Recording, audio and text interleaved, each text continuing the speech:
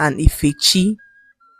Their father married two wives, and Cheta was the daughter of his first wife, whilst Ifechi was his second wife's daughter.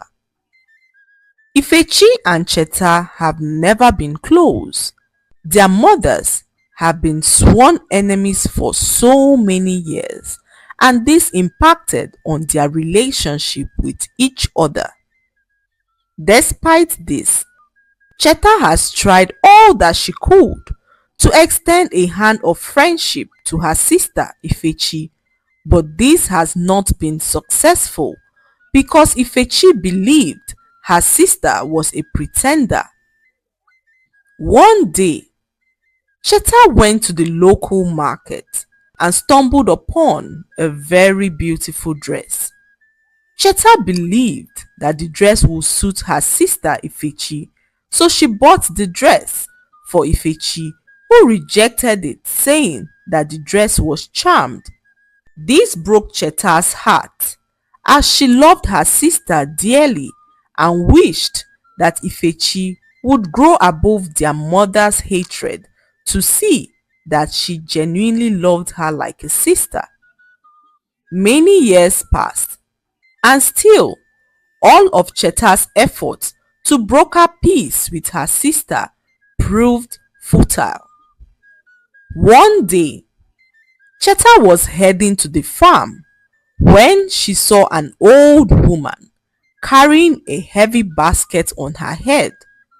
Cheta immediately approached the old woman and asked if she could help her carry the basket home.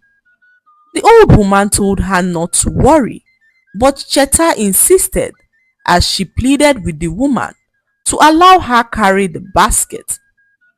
The old woman later agreed, and Cheta joyfully carried the basket as she followed the old woman home.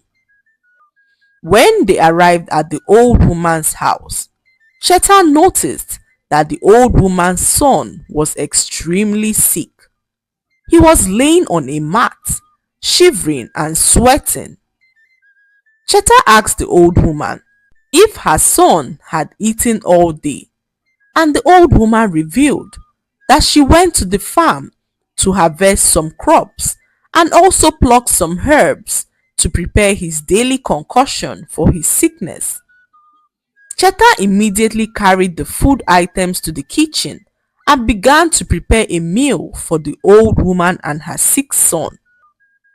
By the time she was done, it was already dark, so Cheta returned home happy that she was able to help the old woman and her sick son. When Cheta got home, she met her father, fuming in anger.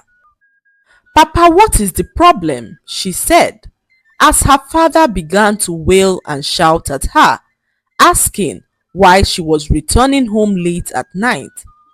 Cheta tried to explain herself, but her sister Ifechi interrupted her, saying that Cheta spent the whole day at her boyfriend's house. This infuriated her father, who blamed Cheta's mother for raising a wayward child. Ifechi was so happy to see her sister in pain. It felt like winning in a competition, and Ifechi did not mind lying to ensure that her sister suffered. The next day, Cheta snuck out to go check on the old woman and her sick son. When she got to their hut, she met the old woman's son eating the food she had prepared. He looked a lot better than the previous night, so Cheta asked if he was enjoying his meal. At that point, his old mother returned. She introduced Cheta to her son Chuma and told him that Cheta was the girl she told him about. Chuma then thanked Cheta for her kind gesture towards his mother. As the days went by, Chuma regained his health and soon became close to Cheta. He had fallen deeply in love with her and soon asked to see her parents. Cheta was so excited as she could not wait to spend the rest of her life with Chuma. One hot afternoon, Chuma visited Cheta's house with his two uncles. They met Cheta's father and mother, and Chuma declared his intention to marry Cheta. The traditional rites were soon performed, and Cheta soon became Chuma's wife. Ifechi's mother became restless. She could not stand the thought of her daughter single whilst Cheta was married. So, she pushed Ifechi into accepting the marriage proposal of Achebe, the village drunkard. Achebe was the popular village drunkard who could not do without his bottles. He asked Ifechi for her hand in marriage, but Ifechi turned him down a while ago as she could not stoop too low to marry a drunkard. However, due to Ifechi's terrible character, no man in the village had come to ask for her hand in marriage, only Achebe, and since Cheta was now married, Ifechi's mother coerced her into marrying the village drunkard. A few months passed and Cheta and Ifechi were now pregnant. They got pregnant at the same time, and Cheta saw this as a sign to push for peace with her sister Ifechi. She did all she could, but Ifechi remained adamant. A few months passed and the sisters were approaching their delivery dates. Cheta's husband traveled to the neighboring village for work, leaving Cheta in the care of her own mother. One fateful night, everyone had gone to sleep when a sharp scream was heard. It was Ifechi, who had just gone into labor. Her mother remained by her side throughout the birthing process. A few hours later, Cheta also went into labor. Her mother was so sick and unable to look after her daughter, so she pleaded with Ifechi's mother to watch over Cheta as she gave birth.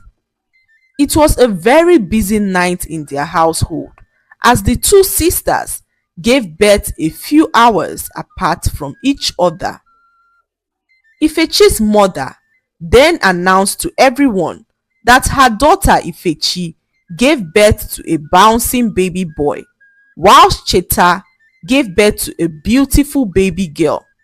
Everyone was excited, including Cheta and her mother, as they thanked Ifechi's mother for watching over Cheta and her baby. Cheta named her daughter Mma, whilst Ifechi named her son Afam. Afam and Mma grew up so close. The feud between their mothers did not affect the bond they shared. They acted more like twins, and since Cheta was so kind-hearted, Afam grew closer to her and began to treat her like his own mother. This got his mother Ifechi jealous, as she could not stand the fact that her son Afam was spending more time with Cheta and her daughter Mma. Ifechi then decided one day to do something about it. She visited the popular juju man in their village, who gave her a substance to put into Cheta's pot of food. Ifechi was however scared of losing her son in the process, as Afam always ate at Cheta's house. So, she pleaded with the juju man to prepare the charm in a way that it will not harm her son Afam. The juju man agreed and requested for some drops of her blood to prepare the charm in a way that it will not be effective to her own child. When the juju man finished, he gave Ifechi the charm and directed her to put the substance in Cheta's food. Ifechi was so happy as she went on to pay Cheta a visit in her home. This was the first time Ifechi was visiting Cheta's house, and Cheta was so excited to see her sister in her home. Cheta went into her room to bring some drinks for Ifechi when Ifechi snuck into Cheta's kitchen to pour the charm into her pot of food. By the time Cheta returned from her room, Ifechi was standing in the living room. She pretended as if nothing happened and faked smiles and laughter with her sister Cheta so as not to raise any form of suspicion. Shortly afterwards, she returned back to her hut and was waiting eagerly for the news of the tragic death of Cheta and her daughter Mma.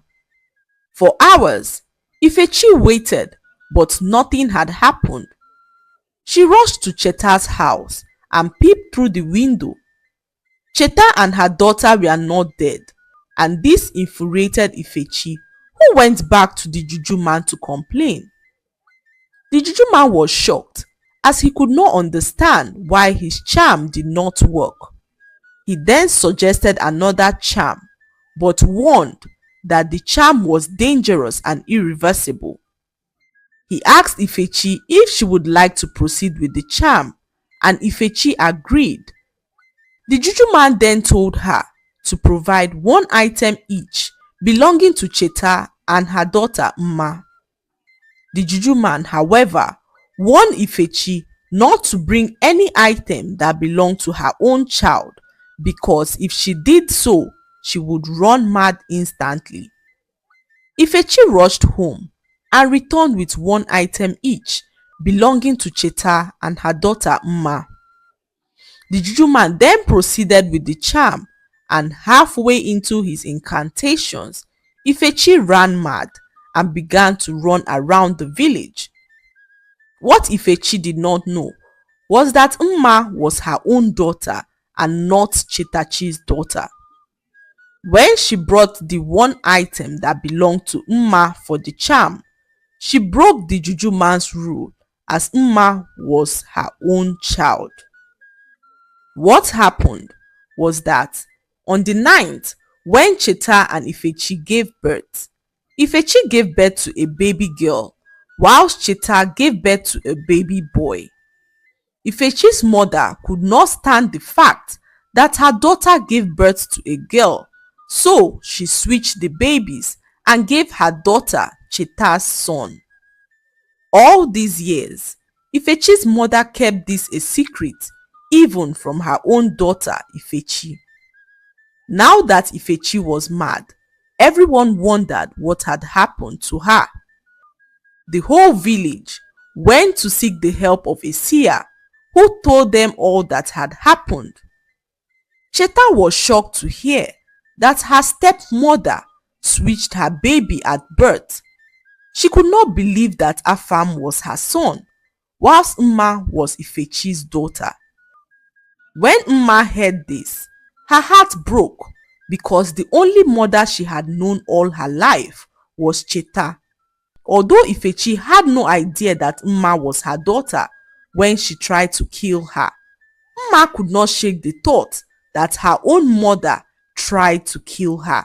So she made up her mind to remain the daughter of Cheta no matter what. Afam also was disappointed, as he could not believe how far Ifechi was willing to go to destroy Cheta and Mma. So he moved out of Ifechi's house to live with his rightful mother, Cheta. That was how Ifechi remained mad, and the whole village gossiped about Ifechi and her wicked mother, and no one wanted to have anything to do with them ever again. The lesson to be learned from this story is that deceit and jealousy can lead to tragic consequences for both the perpetrators and innocent parties involved.